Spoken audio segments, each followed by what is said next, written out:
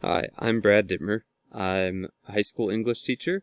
I have AP English Language and Composition and a college preparatory American Literature class right now. I'm also the 6 through 12 gifted support teacher for our district. That's a caseload of 31 students.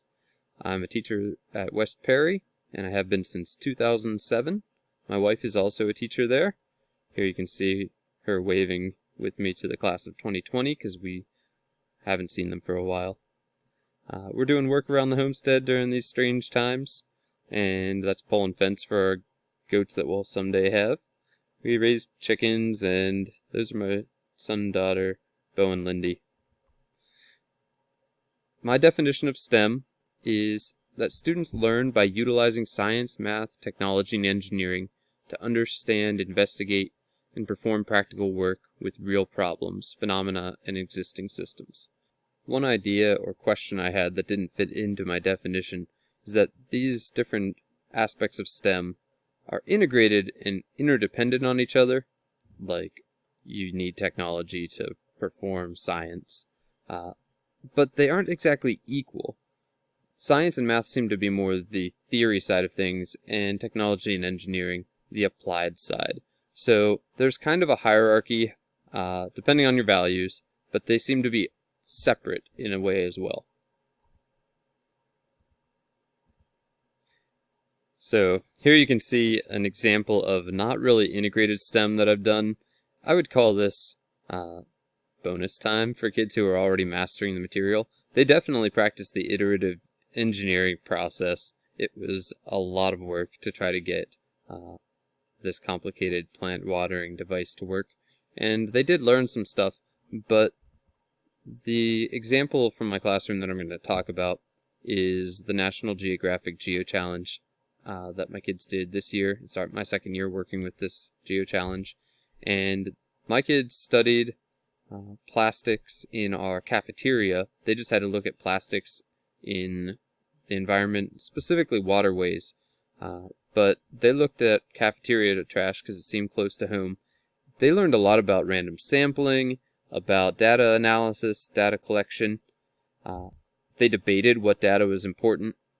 They had to do mapping as part of the assignment, and were really surprised to see that our trash ends up in a landfill right by the Susquehanna River.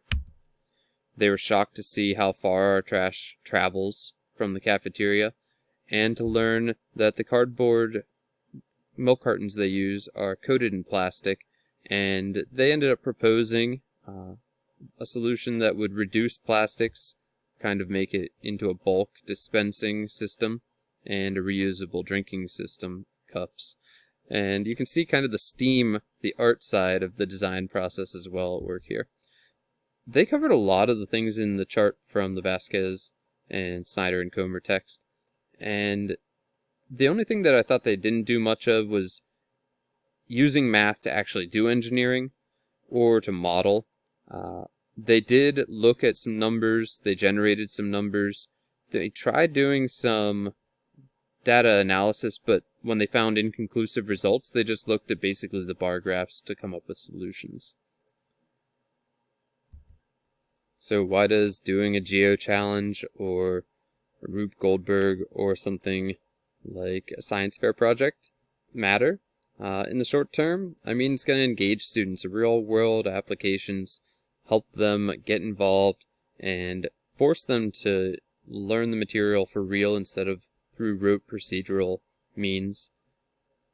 It also guides teachers to distill what content is most important, because they're going to have less time to focus on that. They're going to find better ways to quickly deliver the content and then get kids learning the other real-world skills of working with technology, working with engineering, and becoming ultimately literate producers in a labor market and citizenry.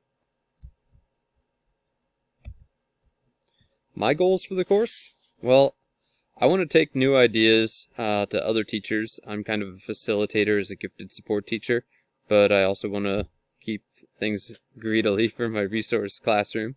I want to see how other educators and schools integrate departments and/or disciplines. Our math department is kind of on an island. Our tech department was tech ed. Now they're called STEAM, but Vasquez's text says that STEAM is not a discipline or a curriculum. So I'm wondering how schools put them together. And I want to find out how to streamline problem solving and engineering processes so that kids have freedom, but it's not chaos and they're still productive. Have a good day. See ya.